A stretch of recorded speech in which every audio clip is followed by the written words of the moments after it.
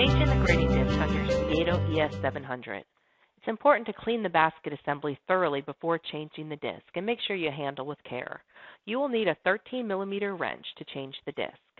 Place the basket assembly upside down on a flat surface. You will see the clutch drive with a nut and washer attached. Use the wrench to loosen the nut. After removing, you will have a total of 5 pieces: the basket, the grating disc with screw, the clutch drive, the washer, and the nut. Remove the old grating disc and discard or recycle.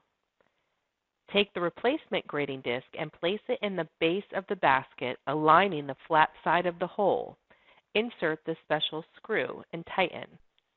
With one hand, flip the basket over and begin to reassemble the clutch disc or drive, the washer, and then the nut.